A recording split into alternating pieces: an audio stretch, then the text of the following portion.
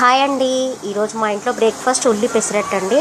దీనికి నేను 2 గ్లాసుల పెసర్లకి పావు కప్పు బియ్యం వేసి రాత్రంతా నానబెట్టానండి. మార్నింగ్ గ్రైండ్ చేసేటప్పుడు దాంట్లో కొన్ని పచ్చిమిర్చి, కొంచెం అల్లము, కొంచెం జీలకర్ర, కొంచెం దొడ్డుప్పు వేసి గ్రైండ్ చేశానండి.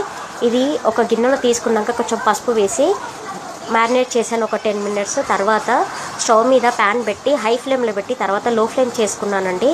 పెసరట్టు వేసాక దాని మీద తడి ఆరిపోయాకనే ఆనియన్, కారం పొడి వేసి ఇంకా కొంచెం తడి మొత్తం వెళ్ళిపోయాక అప్పుడు ఆయిల్ బ్రష్ చేసుకున్నామండి. చాలా బాగుంటుంది అండి, ఎందుకంటే క్రిస్పీగా వస్తుంది.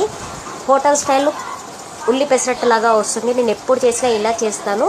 కాకపోతే ఇంకొకటి విషయం మర్చిపోయానండి.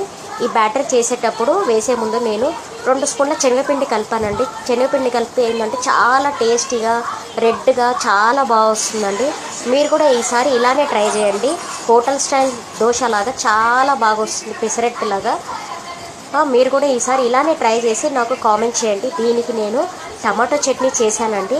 ఉల్లి పెసరట్టుకి టమాటో చట్నీ, ఆనియన్స్ ఉంటే ఆ టేస్టే వేరండి.